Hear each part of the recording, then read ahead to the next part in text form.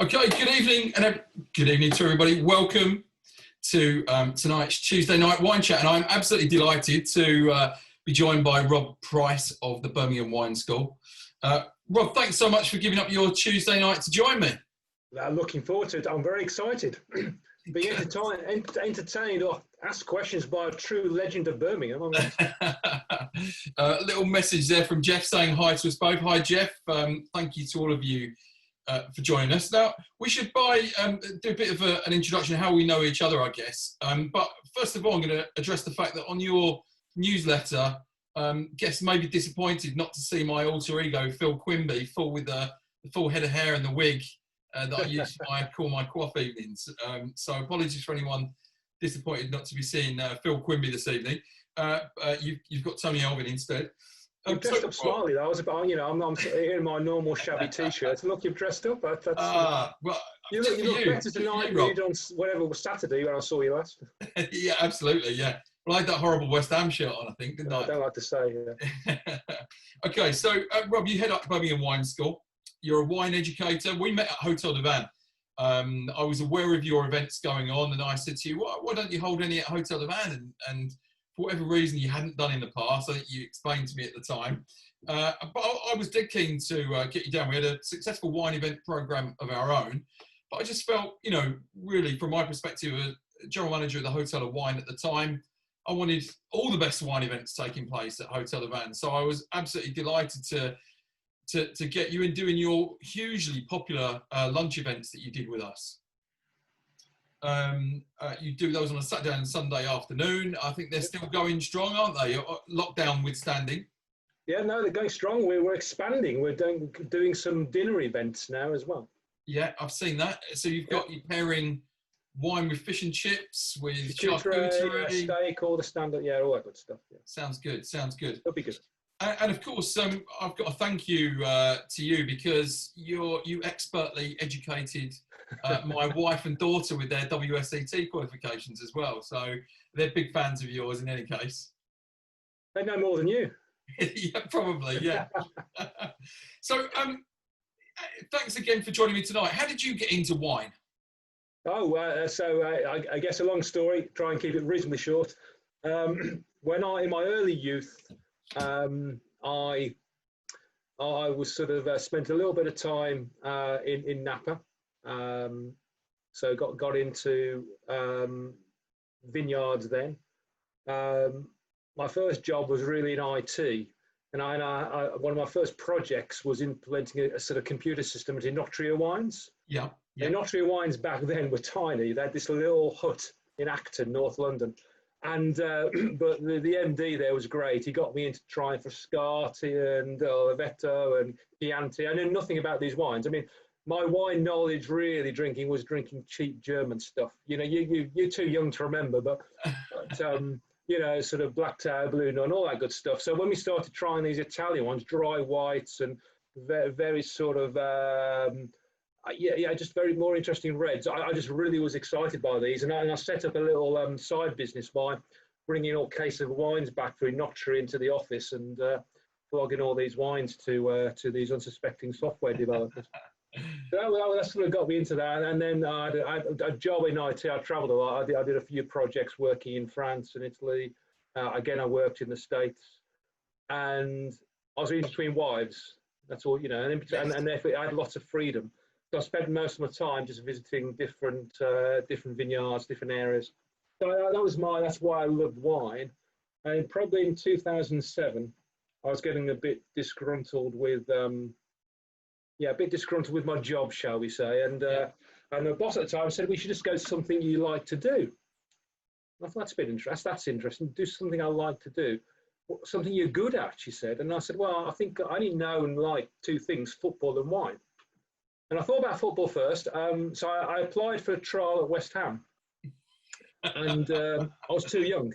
They said, "You're too young, Rob." I think I was like 48, a bit too young for West Ham. So I thought, well, if I can't do that, I'll try wine. So I sort of I think I saw Chris Powell, who was just starting his sort of wine franchise business up, and I thought Birmingham Wine School, that could work. So that was it, really. I sort of I sort of started this wine education company up and did my WSET qualifications, and not looked back since, really. I mean, we've been going now for what, 12 plus years, and growing every year, so it's been fun. No, brilliant. Honestly, we used to get such great feedback about your events at Hotel de Van. So, and I would see people kind of crawling on their hands and knees out of the event room on the carpet. Surely not. No. We do get proper measures, though. That's true. Proper measures. None of this, Well, and also I know, on some of your lunches or dinners, you'd have how many different wines would you be tasting? Kind of 10, 11 sometimes, aren't they? Oh yeah, no, on day events we're doing 12 to 15 wines. Wow.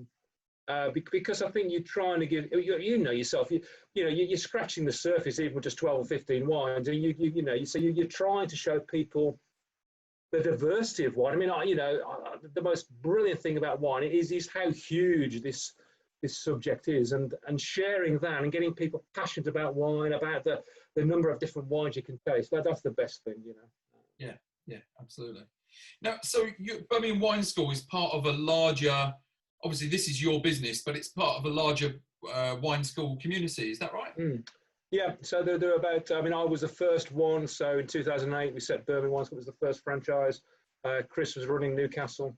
Now there are 25 wine schools around the UK. And so yeah, it's been hugely successful. It's great because we collaborate together. We share ideas. We can talk to each other. We're developing a new website. So all these things you can't. Very difficult to do by yourself. It's easy if you've got a family, and I see it like that. Really, a family of people you can talk to and just share. And I think that's the great thing about it, really. Yeah. Network. Yeah. No, brilliant. Well, now I've got my questions for you. Okay. But as is customary with these things, we invite questions from our viewers. So anyone tuning in to us at the moment on Facebook, provided you're watching it live and not watching it tomorrow. Anyone coming through on Zoom, if you've got any questions for us, we've got some highs from William and from Dominic here as well. So guys, I can do football or wine, Tony. I think we'll stick to the wine. Sure, you've been too embarrassed by the football. Well, I mean, we should draw. Apparently, it seems to be anybody I talk to about wine is an Arsenal fan, much like yourself. Obviously, you'd be gloating after your FA Cup win.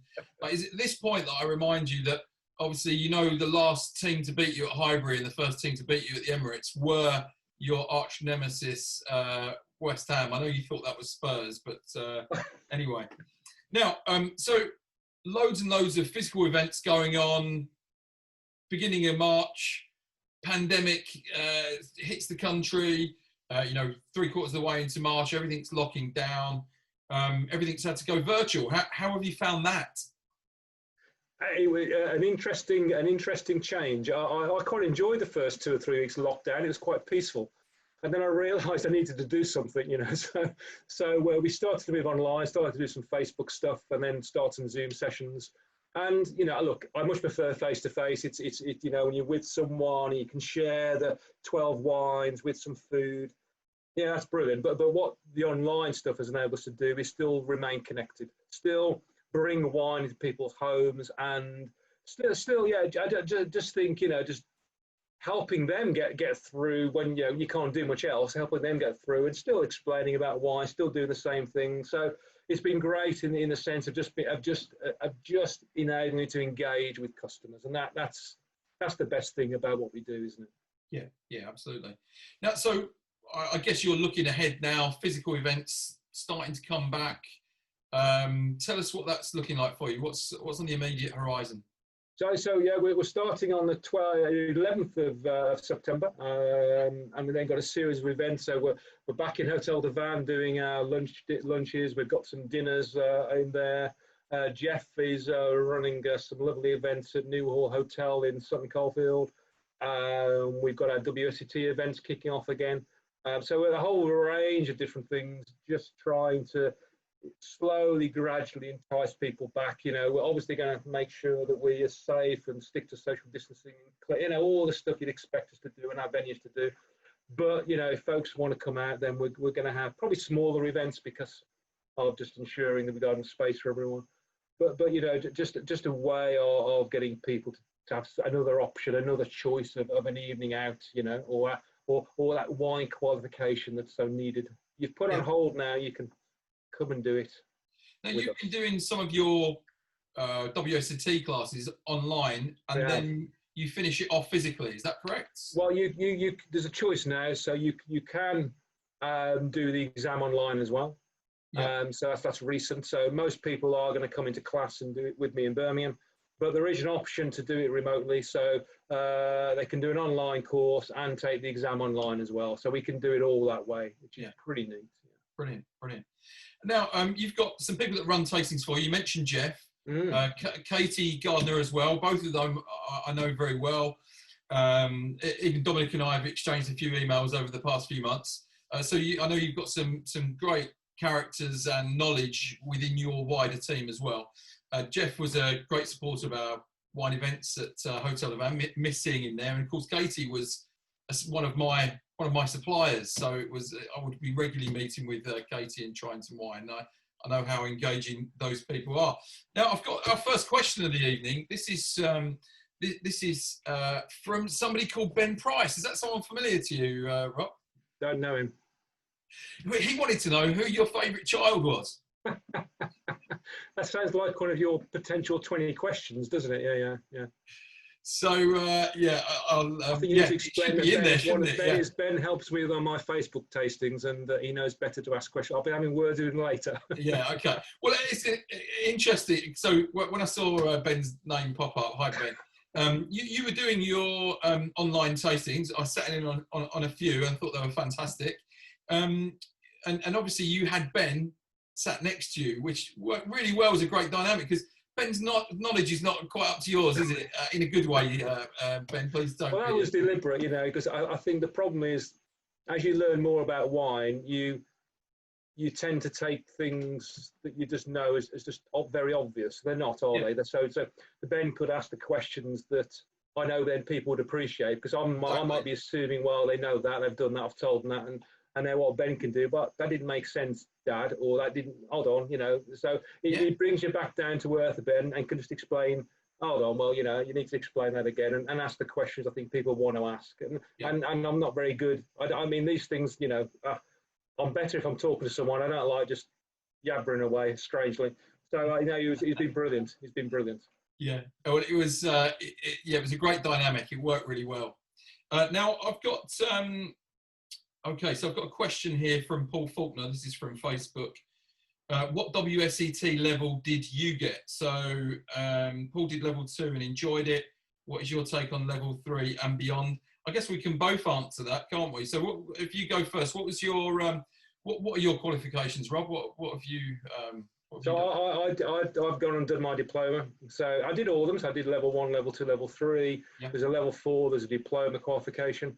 So I've done all those. I did those probably 8, 9, 10 years ago now, and you do that partly for credibility, but because I didn't work in the wine trade, because I was in IT, then I guess I wanted to prove to myself. Yeah. And what you realise is how much you don't know. Yeah. And of course, I still don't know much. I know as I'm true, I know enough, but you realise how much you still need to learn. Every time you go and visit a region, every time you talk to someone else, you realise, wow, and that's the great thing. You can't ever stop learning. So I would say, done level 2, brilliant. Level 3, big step up. You need your big step up. So be prepared for it, be ready for it. Do it because it's fantastic, but hard work. It's not an easy course to pass, is it? You know that. I mean, and it's worth it. It makes it worthwhile. You're not doing something that is easy to get, and I think it makes it worthwhile doing it. Yeah, I mean, I was interested when I saw what my daughter was doing with level 1. I thought, well, actually, that's a good level. I think if you wanted to do, if you were a wine fan, I think it's a great place to start, isn't it? I think I went in at level 2 because I already worked within the industry and we were talking about wine a lot, I guess, and that felt right. But level 3 is a step up, and of course you're being judged then on tasting as well, not just on your theory, aren't you? Which I think. Well, the difference is that it expects you to apply knowledge. Yeah. I think level 1, level 2, you can do factual recall. It's multiple choice. Level 3 expects you to say why and question and give give reason, and you have to write things down, and I think that just freaks people out a bit. I think people, when they start level 3, are a bit nervous about the tasting bit, but actually everyone, look, we can get everyone through that. It's, that's the You're a very bit. good teacher, so there's no That's risk the easy there. bit. Well, drinking wine is a real skill, you know that. Yeah, absolutely, yeah. And one that requires much practice. Yeah, absolutely. Yeah. Thank you for those questions, Paul. Yeah, I've done my level 3. I'd love to do a diploma one day, but I guess a full-time job and a side hustle kind of makes that even more difficult. It's a 2-year course, and you need to, without your 2-year course, that requires a lot of time. If people are working full time or not in the wine trade directly, then I don't know how you do it, because it's a big commitment. Yeah, I'm surprised, Tony. I thought you'd be doing your Master of Wine now. Yeah, absolutely. Yeah. Now, you don't have like a set supply. When you do a tasting and you're doing your 15 wines, you don't have a set supply that you use. You buy from all over, don't you? From supermarkets, from wine merchants. How do you decide? Do you just have in your mind the type of wine that you want to pour, and then how does it work? Okay. Well, I'm very lucky. I have a cellar, so I actually have a proper cellar, Yeah. and I love buying wine, and therefore I tend to buy just the wines that I know I might need. So I have a collection of wines. Okay. I then go and see what I might need for specialist events. Yeah. That's and then I'll go and look at what individual events I've got to and plug in any gaps. So I tend to just have wines that I know I might need. I very rarely buy the same wine twice, because I very much believe in trying new things. That's my message to most people who are joining my events is, I know it's easy to stick to what you know, but you're better just trying new wines, new great varieties all the time. So I sort of look at whatever event I've got. If it's more specialist, I'm probably going to have to go to a specialist wine merchant and seek wines out there. But normally, most of the time, I'm trying to find wines that people can go buy, because I don't sell wine. Yeah. I want to try and find wines that people can go buy themselves, because I wanted to try them, and I don't want to say, well, if you like that, what about this? What about that? So, yeah, we buy from the supermarkets. We use the local merchants in Birmingham, Connolly's. William at Fraser's been brilliant during this lockdown. He's helped a lot. He's put cases together for me. So, William's been brilliant. I use Slurp, partly because they're local to where I am, and Nichols and Perks. They've been brilliant. And then I like the Wine Society. Yeah. I think they're good to join. You'd be a member, but I think join the Wine Society. You can become, you can do naked wines and virgin and Laithwaite and all those things, but try where you can to try and stick to some local suppliers. Give them some support. That's important, I think. But yeah, supermarkets have some good choice as well. I mean, we are lucky in the UK with the choice we get. Which out of the supermarkets are doing the best at the moment, do you think? Is there a particular supermarket? Because they do go from year to year, or if a buyer changes or even moves from one supermarket to another. Yeah. I thought Tesco's were great. Tesco's Wine by the Case, I thought, was a really good website, but they've closed that down for a couple of years, and they still have some of my favourite wines you can buy through grocery. Yeah. I think Aldi and Lidl were worthy of an honourable mention. I think difficult to recommend because they tend to have parcels, but they get a good parcel in, and you quite often get told by customers, "Oh, I've just tried this great wine." You go and look for it, and it's gone. Yeah. So that's a problem. But so they're good. I think at the moment I tend to use Waitrose quite a bit. I think their website is well laid out. I think you get some good offers there. I do try and ensure that if you're buying off the supermarkets, I do try and ensure I buy it only when there's some sort of offer on, the 25% off, because that helps a lot when and so I can buy them, I store them, so that works a lot. Yeah. Now, I've got a question here from Charlotte. Thank you very much for your question. Do you make a point of using specific glasses and different glasses for different wines? Well, on the events we run, we use ISO tasting glasses, so we just use a common wine. At home, I do tend to have, I tend really only to have 3 types. I have a sort of a narrow, well, 4, because I quite like the coupe glasses, or the champagne, or the flute narrow shape. and then a slightly smaller and a larger one for reds. I'm not, you know, I know Riedel have a glass for every wine type, but my cupboards aren't big enough. So Yeah. probably just, I mean, this is my typical red wine glass, pretty Yeah. large. You know, you can give a good old swirl. Slightly smaller one for white. Yeah. No, nothing more than, I'm not more than that really. Same as you. I have to say, we did a fantastic wine dinner with Riedel wine glasses, and it was like witchcraft. I have to say, when you tried, you know, in a Sauvignon Blanc glass and put in a Cabernet Sauvignon, and then tried it in the Cabernet glass, and the difference, and doing that with Chardonnay as well was incredible. I think it's on you. Say that again. I think there's hypnotism going on. I think maybe, but it was. I've done it. It's fantastic, isn't it? You think, you know, but you've got to have a lot of pennies, and you have to have, you know, if you need 6 glasses, you've got friends around for each wine, you're going to need a big storage space. But no, definitely, they are fantastic glasses, though. And I think, as you said, for much like yourself, I've got a glass like this for drinking red, and then we've got a smaller white wine glass, and then rather than a straight flute, I try to go for something a bit more of a coupe, just so I can give it a swirl and a sniff. But yeah, I think that's you won't go far wrong with those 3 glasses, will you? No, I think it's right. Now, I've got another question. Okay, now my followers love to get, I'm sure yours are the same, an inside track of what the best wines or bargains or deals to go for.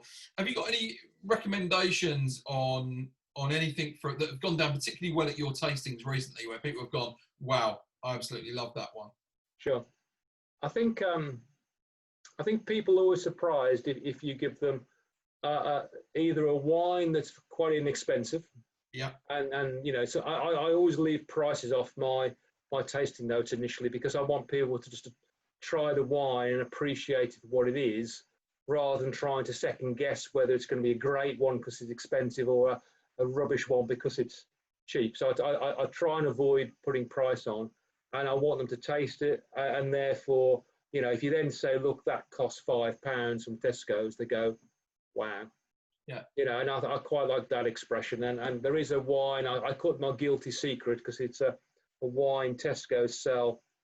It's about £5 a bottle. Yeah. And it's a lovely Spanish wine from Carriena. 2016 is the current vintage, 4 years old. It's very soft and very mellow. It's been in some oak barrels. And at £5 a bottle, it's an absolute steal. You've got to like that style of wine. You've got to like it's like a mellow Rioja. Yeah. Not a lot of concentration of flavour, but, you know, it's quite smooth. And, you know, I don't know how they make it for £5, because you know as well I do, you know, most of that is going to the government in tax. You're not spending much on grape juice, are you? No. So, you know, for that sort of money, it's brilliant. So I like that. And I like then, you know, it's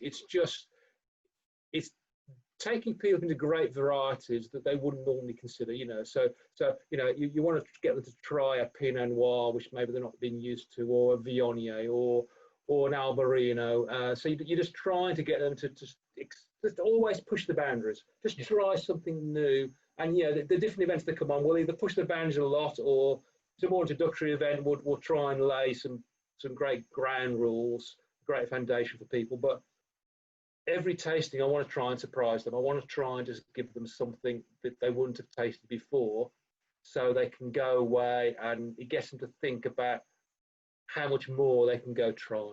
Yeah, brilliant answer. Now, what I'm going to ask you to do when we finished our interview is for you to send me between 5 and 10 of some of your favourites. And I've got some good choices here. Yeah. I did list some down, so brilliant. We've got some good choices here. Yeah, definitely. Yeah. Fantastic. So we'll put a separate post up with some of Rob's favourites and where you can get those. So look out for that over the next couple of days. Now, I've got another question here. Do you always decant wine? And that one's from Jeff. No. And when would you? I think if so, I mean, you decant wine for a couple of reasons mainly. One is because it's very young, and it's going to be red probably, and you need it to soften, and to soften more rapidly. Therefore, getting into a decanter means that you've got more air into it, so you can decant it maybe early in the morning, And because I start thinking about wine when I get up, Yeah. and therefore if I go down, get a bottle open, get it decanted, because it gives it a chance to breathe. Yeah, and so that a young wine, I might do that. I might do it on a more special wine. Again, still might need some time to breathe. I might do it on a very old wine because there's going to be lots of sediment. But if I'm normal everyday drinking, I wouldn't bother. I mean, always get your wine into a glass as soon as you can. So don't leave it in the bottle. Opening the bottle by itself doesn't do a lot of good. So get it out of the bottle as soon as you decide to drink. Get it into a glass, because that alone is going to give you lots of air, and the difference it makes is staggering. Really, really staggering. The wine temperature is really important. Obviously, the food you have it with is really important. But so if you get these things right, or think about it again, just the huge difference it makes to how your wine tastes. I mean, some cheaper wines, open the night before, get them into a decanter or jug or glass, drink them the following day. You'd be amazed. You think, I mean, you could really get some fantastic wines at £5 and drink the following day. Impress your guests if you get them around the following day, and I think that you give them really expensive wines. Yeah. Not that I've ever done that, but apparently that. Now, you mentioned temperature of wine being so important, and Karen's asked, wines taste different at different temperatures. How do you manage the temperature, and do you use a wine thermometer? I do get, in most Christmases, someone buys me a little gadget of a wine monitor or something, but I always lose them. And I don't use a thermometer. Basically, it's just about how they feel. So I mean, it's just, so if I've got a white wine, I know that I want to have it out of the fridge for at least 20 minutes. Depends what it is, but even a wine I'm drinking, I want it to be cool. I'll still want a good 20 minutes out of the fridge. If it's an oak Chardonnay or it's a Champagne, I want that to be 40 minutes or more, because I want them warmer. Still chilled a bit, but I want them warmer to get the flavour. And reds, actually, I always think, do I need to chill them down a bit? Because especially in summertime, if it's 25 degrees or 30 degrees, which we're going to get Saturday, Sunday, aren't we? Then I'll actually think about maybe chilling it down, but not that scientific. Look, I'm not that pedantic about it. It's just try it and experiment and see. It's your wine, so don't get dissuaded by what that Rob Price says, but just try it, because you'll find it just makes a difference, and you find the temperature you like it. Yeah, I mean, many people would find drinking chilled red wine absolutely horrifying in this country, but if you go to Spain and France, they'll be doing it on a hot summer, particularly with a light red wine like a Beaujolais or something like that. I mean, I'm lucky. So the cellar's always around 12, 13 degrees. So Pinot Noir is better at that, in my view, better at that. So, that's the right temperature to drink it. Yeah. An oaky Chardonnay, I can drink it at that temperature. So, so you just try it, because it makes a difference. We tend to drink white wine too cold. Yeah. We tend to drink red wine too warm. Yeah. So and just think about, that. And there's a general rule of thumb that kind of the heavier the body, the wine, the warmer you would drink it, whether that's on a red or white wine scale, isn't it, really? Exactly. The more flavour in the wine, which corresponds to what you're saying, more flavour in the wine, the warmer the temperature. But red wine still maximum 17, 18 degrees. Yeah. And you think most of the time we're drinking them warmer than that, aren't we? Oh, yeah. So that whole room temperature thing goes back to predates central heating, doesn't it, really? So yeah. Now, I've got a question here for you from William. Thanks for joining us this evening, William. Do you buy en primeur at all? I used to, a lot. Yeah. My cellar, less so now, was full of Bordeaux. It was full of Bordeaux en primeur. And I love buying. I just love that. I do like gambling, but we'll talk about that at a later date. I used to like fluttering on the horses. Actually, my wife might be listening. That's not true, sorry. But I did like the odd flutter on the horses, and I liked en primeur, because basically it's a gamble, isn't it? And so I used to buy a lot, like Leoval Barton, maybe not first growth. I couldn't afford it. I did, although back in the day I was able to afford some first growth, but nowadays way too expensive. But nowadays I don't, because one is I started to realise that by the time I'd get around to drinking it.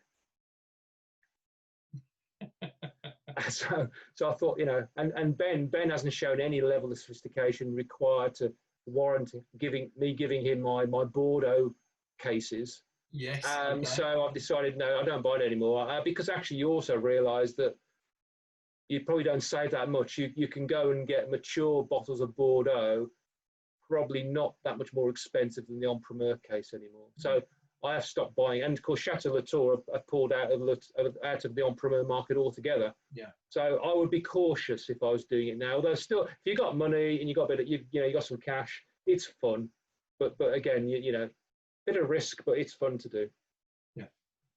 If he wants to, I mean, I'll happily help him buy some if he shares the odd bottle with me. Yeah. Okay. Well, now you do some special, more expensive tastings that delve into the depths of your cellar. Rob's private cellar. Yes. Very intrigued about that. So what sort of things can people expect to find on a Rob's private cellar tasting? Well, it always used to be just Bordeaux, because that's my thing, and still will feature some Bordeaux. But I've expanded it to maybe include. We've done, I know this is heresy, but we've done some New World stuff. We've done some sparkling wine. So, but it's a dip into my cellar. It's a dip into collecting 6 or 7 special bottles of wine, limiting it to around 10, 11 people or so, and just sharing it, and just sharing the story, just talking about the wine. And there's only so much wine you can drink by yourself. Catherine, my wife, we both love wine, but it's the sharing experience and getting people's views and thoughts. We've done some first growth tastings from Bordeaux. We've done some Grand Cru Classé tastings. So it's some really great wines, and most people, it's just a very casual way of getting people to try and compare some really, really good wines. And it is a great way of being able to taste something that otherwise would be really expensive by the bottle, that you can have a taste of and see if you like it. And we did a Penfolds Grange wine dinner at Hotel de Van one time, and it was 150 quid a ticket. And we had a gentleman that was there that was, it was on his bucket list. He wasn't in the best of health, and he was trying to tick everything off on his list. And he said he wanted to buy a bottle of Penfolds Grange. The Grange was on his list. And then he saw that he could go to Hotel de Van for a 4-course dinner and have 5 or 6 different wines, one of which was a glass of Grange alongside a glass of Saint Henri. And he said, what if I didn't like the bottle? I'd be stuck with it. So he came along, and he had his, it wasn't a huge measure. I think he probably got 125 ml, I would say, of Grange. And I sort of approached him after he'd finished his main course, and I said, should you have got the bottle, or did you do right for coming for the dinner? He said, I'm definitely glad I came for the dinner. He said, it was really nice, but I would have, was it worth 500 quid for a bottle, That's exactly right, isn't it? And that's the best thing, isn't it? I mean, they are really good value, because by the time you add up all the wines together, the customers get a good deal, I think. So it's a great way of being able to just, and share the experience with other people. Because for me, wine is not something you do by yourself. Wine is something you share and you discuss and debate, and that's the difference, isn't it? If you just want to go and buy a bottle of wine just to drink it, you could almost drink any wine. But if you're looking for a wine as an experience, as something to talk about, to learn about, then that's the great thing about wine, isn't it? You can just talk about wine all the time, and it's a view. You don't have to have any knowledge. Anyone's view is as good as anyone else's view, so they can share what they think about a wine. They don't need to know special words. Yeah, they can describe what it means to them. Yeah, absolutely. And that, when I remember we had Francois, my old sommelier of 12 years at Hotel de Van. We asked him at a wine dinner once.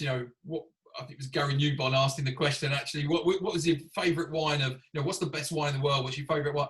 And he said the best wine is more about where you are and who you're spending that moment with than it is actually the liquid in the glass. Yeah, it's the experience. Yeah, I think that's true. I think of the wines. My best one, probably all the wines I've shared with my wife, because those are the moments definitely. Yeah, and that's of course why we end up bringing wine home from our holidays that is never quite as good as when we were drinking it in the sunshine as well. But yeah, that's always true, isn't it? Yeah. Now I don't know if you'll be able to find an answer to this one straight away. Okay. I'll give you a bit of time to think on this one by answering the question myself first. So I've got a question from Dominic, he was hosting a Birmingham Wine School event and had a bottle of champagne explode all over him. He told me. It happened last year. So what is the funniest thing that has ever happened to you at one of your events? Now, while you have a think, I'll tell you a hugely embarrassing one that happened to me. It wasn't an event as such. I was helping host a group of sommeliers on a visit we went to two champagne houses, Mum and Perrier Jouet, and we were taken to this stunning windmill for this private lunch with Mum and Perrier Jouet champagnes. And of course, they were teaching everyone to sabrage, and everyone was doing it with a sabre, and they were doing it in this beautiful windmill in the middle of a vineyard. And the corks were flying out the window with the glass attached, and so because it came to my go, and they said, right, you're going to do it a bit differently. You're going to have a champagne glass that you're going to take the cap of the champagne bottle off with. So after going through about 3 champagne glasses, because they just kept breaking on the bottle, I tried again, and just like you, Dominic, the champagne exploded all over me inside in this beautiful windmill, and everyone else had to do it outside on the veranda after that. And the guys that were looking after us showed their displeasure, not just at me, but the guy that was hosting us that afternoon as well. So I've had a very similar story to you, Dominic. I think I've even got it captured on video. It was quite strong in us, but at least. Yeah. Try again on the other side, if you can. Force, use that. Oh God! What's the worst thing that's ever happened to you at a tasting, Rob? A couple of things really. I remember when I used to use the old joint stock. Their tables weren't proper tables; they were leaves. Oh yeah. And so if you move the table, you forget, and the leaf would come out, and all the glasses you got set up just went. Yeah. So I remember doing that one time, about 20 minutes before the event starts. Move the table. I then went over to the other side of the room while someone was helping me tie it up. Then I did exactly the same. So with about 10 minutes to go, all we had was about 40, 50 glasses. Yeah. On the floor, broken. And that was a bit of a nightmare, just trying to get all that ready. I guess the best experience was, I think I just started running tastings in Milton Keynes. It was my first ever night, and I didn't have many people attending, so I asked a couple of friends to come just to bolster up the numbers. Yeah. So I think there's only 6 due to attend, plus my 2 friends. So we start at 7 o'clock. No one had arrived. So 7:10, my 2 friends arrive. Today, I said, where is that? I said, I don't know. So I no idea. So at 7:30, we're just about to pack up and go, and 2 people turned up. So I go into customer mode. Oh, welcome, yeah, come and sit down. So I said so. I'd opened up the bottles and went to pour some wine for. It turned out to be his wife. Turned to the wife, and she said, no, thank you. No. So. Get the story right, Rob. I went to pour the husband him some wine first, and he said, no, I don't like wine. I only like whiskey. Have you got any whiskey? And he actually was Scottish, but I went to the accent. I said, I'm sorry, no, it's wine tasting. He goes, oh, go on then. So I poured him so I then went to pour his wife some wine, and she says, no, I'm teetotal. So my 2 friends were now on the floor laughing, because I've opened all these wines and he doesn't want to drink any. So it was the most excruciating evening, because you're trying to be enthusiastic about wine. Someone who didn't like wine at all, someone who didn't want to didn't drink wine. So it was really, and at the end of the night, he comes up to me and he said, I hope you don't mind me asking, but how much did the evening cost? And I said, oh, well, I think £25 per person. He goes, oh, more than I thought. I couldn't quite figure out whether he was insulting me or insulting the person that bought the gift for him. So I said to him, well, why did you come? Because you don't like wine. Your wife doesn't drink wine. He goes, well, it was just a present for us, and we were going to get a hard time if he didn't come. He didn't want to come. I said, really? That was surprising. You seem so enthralled. That was the most difficult evening I've ever had, for sure. Yeah. Well, do you know, we'd had a couple of, we had a Hotel de Van dinner, and there were a really nice couple that had been gifted tickets, and they were really up for drinking wine, I have to say.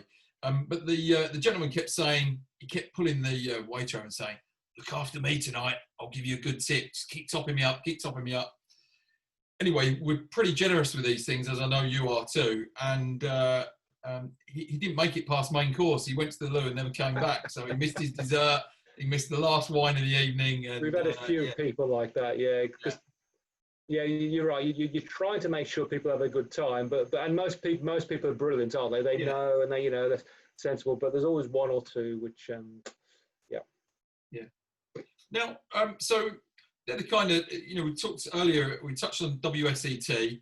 Paul asked us earlier about different levels of qualification. So there's a WSET level 1, isn't there, which is your entry level, level 2, level 3. You go on to diploma, and of course you provide levels 1, 2, and 3. And you've got some courses coming up that are available for people to book if they wanted to find out a bit more, if they wanted to formalise their knowledge. Yeah, we've got a level 1 on September 12th, and a level 2 course starting on the. So I've got you on the 20th of October. Yeah, well, of course, people can check your website, which is BirminghamWineSchool.com, which will give you all details on Rob's upcoming events. Yeah, Now, I found that with WSET, there are things that you talk in more general terms, don't you? The more level 1 than you do in level 3 and onwards. I'm sure with diploma that there are idiosyncrasies that you talk about that you just wouldn't discuss in level 1. Now, just chatting to a friend of mine, Sam Olive from Wine Freedom, we had him on here a few weeks ago. He felt that WSET struggles a bit with natural wine in terms of some of the things that you would do to judge whether a wine is great quality or not doesn't really fit with natural wine. What's your thoughts on that, Rob? No, I think that's true. That's absolutely true. But natural wine is such a tiny percentage of the market that to try and, even at level 3, talk about the exceptions to the extent of which natural wine is, I think would be unfair. So if natural wine becomes mainstream, then I think WSET will naturally, excuse the pun, will naturally include it, in their course, at some appropriate level. But natural wines are niche. They have a place. I like them, but I think we shouldn't get too hung up about whether or not, that WSET covers a lot, because they're tiny. I mean, they're tiny.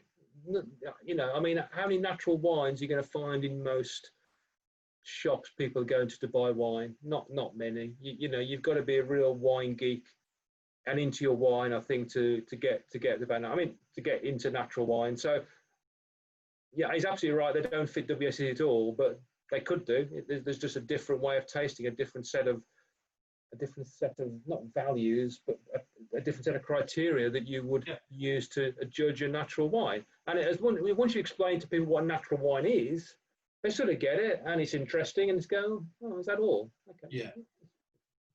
Of course, there are plenty of wines that we're tasting and drinking that are natural wines that we don't even realise they're natural wines. Though, in many cases. There are some of the top. I think Romani Conti produce wine to natural wine. They would qualify as a natural wine. But that's not their key selling point, is it? But it certainly seems like it's a growth area, isn't it? People are more interested. Of course, we had the whole debacle with who's the Hollywood actress Cameron Diaz that's just brought out good clean wine, or whatever she's called it. I think, there's a whole trend, isn't it, to go, going from sustainable wines to organic wines to biodynamic wines to natural wines, and all these are interesting trends, and they all play a part, and they are going to play a much more relevant part as we, as folks become more interested in understanding, I guess, and tracing back to the source, understanding what happens to the product as it moves through its life cycle. And wine's no different, is it? So these all are going to be growing trends in the wine world, and like most things, embrace it, learn about them, enjoy them. Yeah. Now, talking about trends in the wine world, something that's growing quite quickly is the use of these things, wine in cans. Have you had much experience with those? I think they're brilliant, aren't they? Well, it's Yeah, the problem is, aren't we? I mean, we as a race, you should never generalise, but I'm going to generalise. We as British people seem to be hung up on the bottle. yep, You know, if it's not in a bottle, you know, they just don't seem to think it's quality. We've finally got used to screw caps, so we Yeah. finally embraced that technology. Yeah. It's only took us 20 years, but that's kicking okay. and screaming. Yeah, But you know, so now these, you know, wine bag in the box, you know, I mean, it's a brilliant concept. What a great way of storing wine, canned wine. You know, I mean, what's the problem with it?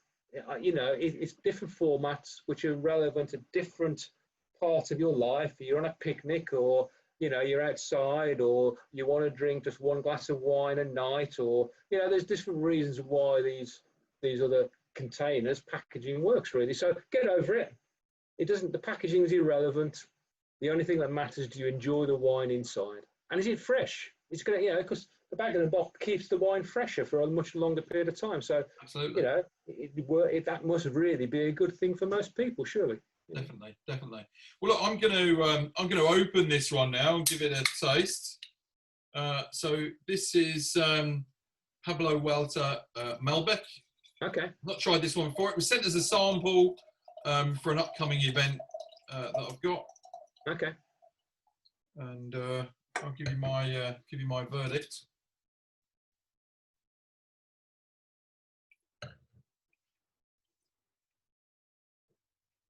Well, most importantly, you wouldn't know it was from a can. I think that's the most relevant thing. But it's William's asking for a WC SAT analysis. yeah, okay.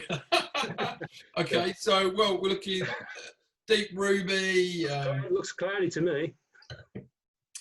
It's not cloudy. It's not cloudy, I can assure you. But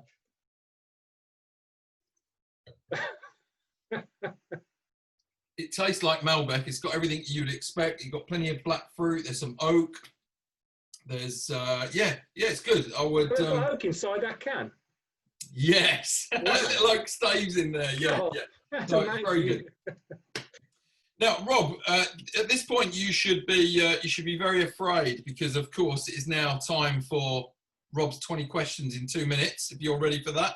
You've got 2 minutes. I need at least 30 seconds for each question. No chance. So these are the rules. I'm going to give you 2 options. Yeah. You've got to give me 1 answer out of the 2. No messing around, no dithering. You've just got to give me an answer. We move straight on to the next one. So your 2 minutes are on the clock, Rob. These are your 20 questions. Chardonnay or Sauvignon Blanc? Sauvignon Blanc. Fine dining or steak and chips? Fine dining. Oaked or unoaked? Oaks. Aldi or Lidl? Aldi.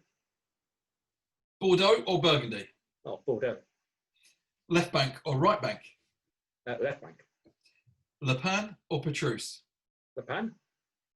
Football or rugby? Oh, football. Cremant or Cava? Cremant. English sparkling or champagne? Champagne. Cristal or Dom Perignon? Dom Perignon. Ollie Smith or Joe Fattorini? Oh, definitely Joe. Katie Gardner or Jeff Bolton? I knew you were going to ask that. That was the answer to that is Katie Bolton or Jeff Gardner. Sorry, Jeff. Sorry, Katie. Syrah or Shiraz? Syrah. Malbec or Cabernet Sauvignon? Cab Sav. New World or Old World? Old World. Rioja or Tuscany? Ooh, that's the first time you got me. Tuscany. Tuscany, okay. Cheese before dessert or dessert before cheese?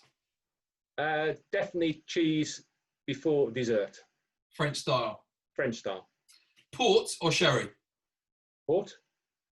South America or South Africa? South America.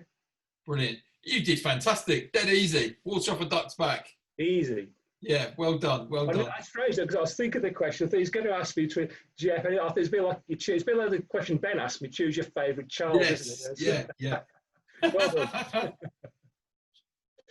Okay. So now, obviously the move to canned wines, we just touched on it just now, bag in box, far more sustainable way to actually produce wine, or to within the whole wine process, because so much of the damage to the environment is actually through the logistics, isn't it? And you know, the whole production using glass, carrying around such heavy items. So anything that reduces that packaging is going to be a bonus. Yeah.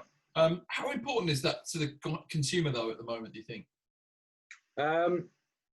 Well, it depends. The average consumer, not at all, really. I mean, because while people like you and I, and people perhaps coming to our events, are more interested in it, and they will give more thought to their wine purchases, most people are to see wine as a commodity. It's a price-based decision based on the brand they've grown to love, and really, I don't think they give too much care. Not really. And it will become more critical, because I think we've all got to become a lot better at sustainability. We've all got to become a lot better at thinking about where our products come from, and what the costs are, what misuses are in the product we're buying. But all of us don't do that very well. All of us. I know I don't do that very well. I think about it more from wine perspective, but there's an awful lot of stuff I just buy because it's convenient for me, and therefore, I've got to learn from that. And I think people with wine probably got to learn from that. And I've forgotten the question. Well, the question was, I guess, are consumers really bothered? And probably they're not yet at the moment. And I guess what would need to change in order for people to take that more seriously? I guess it's on the wine producers to actually put great wine in these formats, and yes, then naturally people will be happy to use. I think so. I hope so. And that's the problem, isn't it? If you go to Scandinavian countries, bag in the box is their common format, so you get lots of choice. Yeah, because we like it's who leads. I mean, is it chicken and egg? I mean, if we led more and we put better wines, or not better, but more diverse wines, more choice of wines in these other containers, that packaging, then there'd be a lot more take-up of them, isn't there? Yeah. So I think we got to lead. The wine industry need to lead that discussion, and therefore I think people would follow. Yeah. Now, obviously, leading on from sustainability to climate change, what impact do you see on the world of wine with climate change? I mean, you only need to see the kind of harvests we got from the south of England in 2018, I think more than double what it was in 2017, nearly 19 million bottles. Yeah. And that's climate change, isn't it?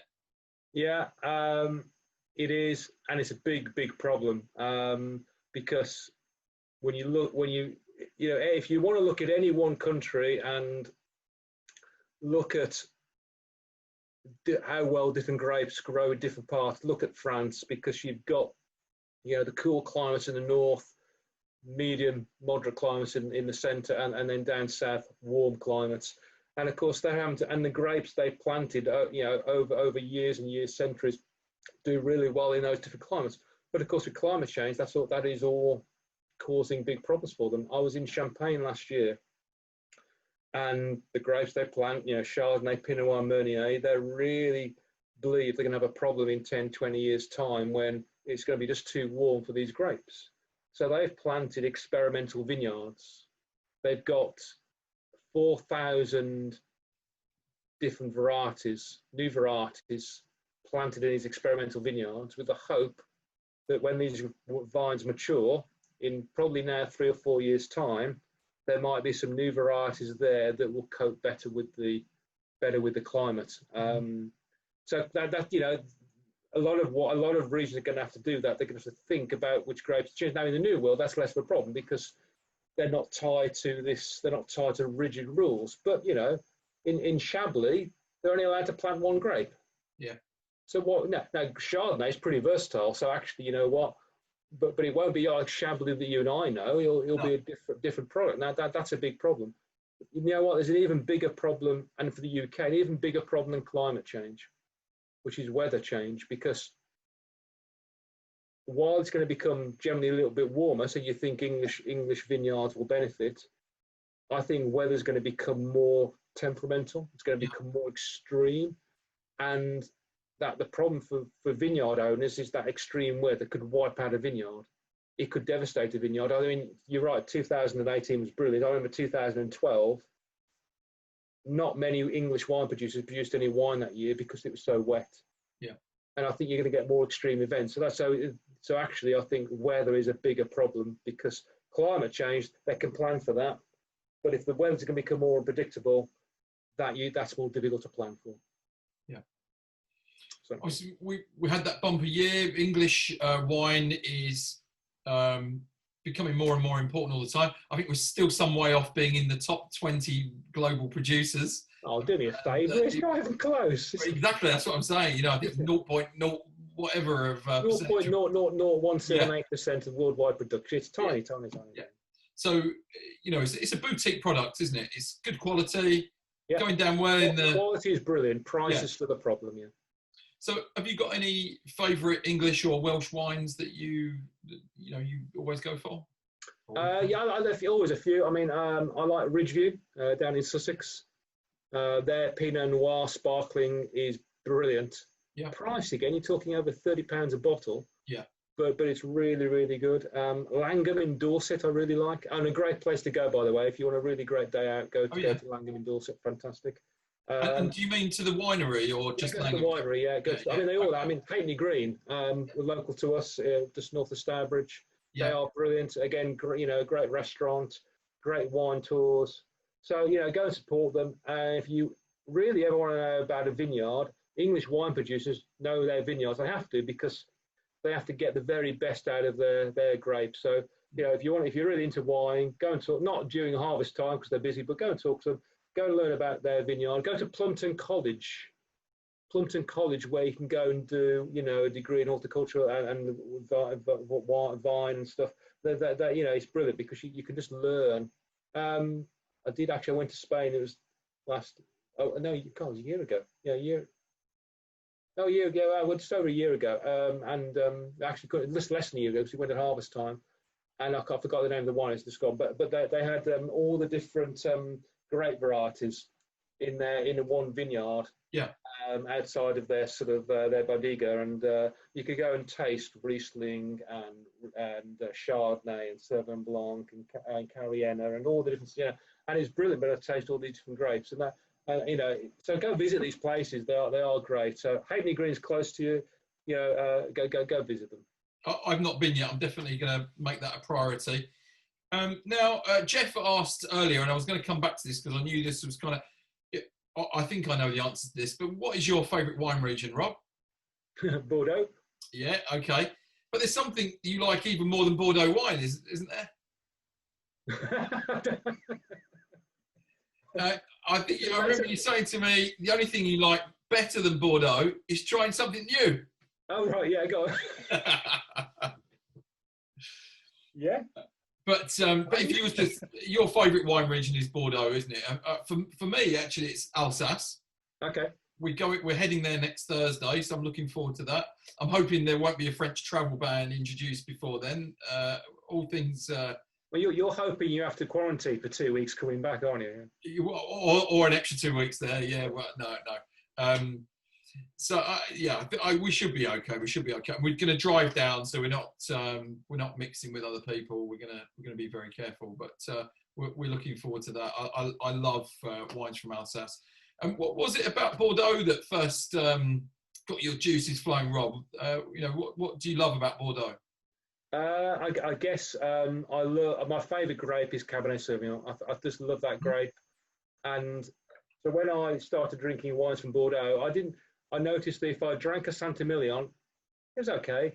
But if I drank a Margaux or Saint-Julien or Pauillac, something I didn't know why. I just like these. And when you drink it, because an older one, so my tip was, it's still not a bad tip. When I'm in a restaurant, I'd always buy the oldest wine I could afford. So whatever budget I had, and invariably that was probably a Bordeaux. Yeah. And the rationale was that it had to be pretty good to age. Therefore, it still works. So I just got used to drinking these older Bordeaux's, and because it was less expensive back when I started drinking wine. and they were just brilliant. And you know, it's fairly inexpensive to go to, and also just the sheer choice. So you know, we said Britain makes what in a good year was about 19 million. Bordeaux, we're talking about 850 million bottles. Yeah. So just think of that. Think of how many different wines. So you've got you don't need to leave Bordeaux. You've got Cremant sparkling wine. You've got really, really delicate, full-bodied, dry white wines. Fantastic sweet wines, Barsac, Sauternes. I mean, some of the best sweet wines in the world. Some really everyday value red wines. Some great, you know, Merlot-based wines. Some of the very best Merlot in the world with Lapin and Petrus, as you mentioned. Then come to the left bank, your Cabernet Sauvignon. I mean, just absolutely stunning complexity. So the whole range from some of the most expensive wines in the world, some of the really most affordable wines in the world. Great with food, great without food. You don't need to go anywhere else. All there. Sounds good to me. You've sold it. You've sold it to me. Jeff's asking me Alsace Gewurz or Riesling. I love both, and I think they both have their moment. Get off the fence. Sorry? Get off the fence. Get off the fence. Riesling. I'll drink a Riesling more often, and also there's a fair chance that whoever I'm with won't want to drink Gewurz. I have a Gewurz drinking friend who comes around and plays FIFA on the Xbox with me, and we drink Gewurz all night, but it's not always for everyone in the room, I would say. But I also love Muscat. I love that cool climate Pinot Noir. I love Pinot Gris. Pinot Gris is possibly my favourite grape. Fantastic, yeah. So, yeah, I think there's, and you know, I love Gentil by Hugel. Like a, you know, blend of the noble grapes of Alsace. Incredible. Yeah. So looking forward to getting tucked into all of that kind of stuff. Oh, you're very lucky. It's great. Yeah. So no, brilliant. Now, so when I said there's one thing that Jeff likes more than drinking Bordeaux, and it was trying something new, are there any exciting emerging wine regions or wines that you think people should try? Yeah, always. This actually. The only reason I didn't ask this question earlier, because I had this question coming up anyway. Ben asked, it was a great question, and Ben asked this at the start of the evening. So, yeah, sorry, over to you, Rob. So I mean, the key thing, all the time, the key thing is just experiment. So, you know, go and choose things you can't pronounce. So you know, if you're out somewhere, or anywhere you go, if you look at the bottle and you can't pronounce it, buy it. If it's a great variety, you can't pronounce it, buy it, because it's going to be interesting, isn't it? You know, so just that. But I was really impressed, and I guess still one of my favourite wines is Cabernet Franc. Yeah. It's a great variety, Cabernet Franc from Hungary. Oh yeah. Yeah, I mean, we were probably now 5 years ago, but we're in Hungary. We travelled down the Great Plain, and we ended up in there's a couple of towns or villages called Valani and Sexhard. I promise you that's not a lie. Sexhard. Okay. Yeah. And a couple of Malatinsky and Bock produced Cabernet Franc that I've never ever had to that light before. So you know, and if you can get them in the UK, the specialist merchants, go try it. They're fresh, but they've got a concentration flavour. There's that combination of having a really fresh wine, but it's not light and thin, which some people complain about. It had concentration of flavour, it had depth, but with the freshness, which you just can't get on New World wines. In New World wines, you know, they're sort of just they tend to be very full and heavy in body, which a lot of people like. I don't dislike them, or they can sometimes the wines can be a bit too thin, a bit too light. This had the really great combinations. They work really well, and of course, while Bordeaux is my favourite region, if you asked me to choose my desert island wine, yeah. Which wine would I? If you had to choose one wine on a desert island, it would be Hungary's Tokai Azu. Oh, okay, very good, yeah. Because that wine, the sweet stuff is so complex and so amazing that I mean, it doesn't matter. I'm always wowed by it. So that wine for me. Go try that wine. What else? I like Viognier as a grape. Yep. I just, you know, I think again it was a lunch date actually with my wife. We were out somewhere in a restaurant, and I think I tried Viognier for the first time. Yeah. And it was just wow. And you know, now again, if I can find Viogniers they're difficult grapes to grow, really difficult to find. But if you can find a good one, Viognier works really well. I love a Californian Viognier. Okay. I love that bit of oak to it as well. Yeah. Bit of oak, yeah. No, you bit of texture to it. I think, yeah, it is. I agree with you. Alentejo, Portugal, nice upcoming region. Douro makes some good reds. Different parts of Spain. I mean, Spain has fantastic regions. Keep it, not Rioja's brilliant, but come down south to Valencia or Carena, and you've got grapes like Monastrell or Humilla. These just really good wines, give you lots of body, lots of depth of flavour, but again, they're not too overpowering, not just fruity wines. Anything like that, really. Anything like that. How do you like an Albarino? I'm quite a fan. Is that? Yeah, I did a taste the other night. We did Albarino, so we did the one. Oh yeah, lovely. Portugal. But Albarino, brilliant wines. That again, just nice and fresh, and in this summertime, just really, really something slightly different as well, which I quite like. Yeah. Well, William here said he totally agrees with trying new things. He tried a Romanian Pinot Noir from Waitrose the other week during WSET online guided tutoring. I totally agree, William, with you there. There's two Pinot Noirs that I love from Waitrose. There's their Blueprint Pinot Noir and also La Umbra, which I think with every bottle purchased goes to help the ex-circus bears of Romania. So I'm guessing it was one of those, William. Dominic is proclaiming Moldova, exclamation mark. Is that the Republic of Moldova or is that the district of Romania that you are referring to there, Dominic? They both make some great wine. And in fact, we had a Transylvanian guest with us on Saturday who brought some incredible not Republic of Moldova, Romanian Moldovan wine, which was superb. In fact, Dominic, you asked what is the funniest thing you've ever done. I'm not sure how funny it is, but I did manage to cover myself completely with wine earlier and tried to style it out just as I was pouring the wine from the can and trying to give you a WSET evaluation. So I had wine on the mouse, I've got wine up the wall. Yeah, these things can happen on a live event, can't they? So thank you so much for your time with us this evening, Rob. Thank you to everyone for your questions. This is the most amount of questions we've ever had in one night for any of our guests. So thank you for being part of this and making it a special event. Rob, just a reminder on that website address again then, birminghamwineschool.com. And they can also follow you on Facebook, as you can, the Wine Events Company, where you'll see a link to our website too. Hope to see you at one of my events, or I'd love to come along to one of yours, Rob, as well. And thanks for joining us tonight, guys. Rob, thanks for your time. We'll see you soon. Thanks, Cheers. Tony. Cheers. Have a good one. And thanks, guys. Thanks, everyone. Be good.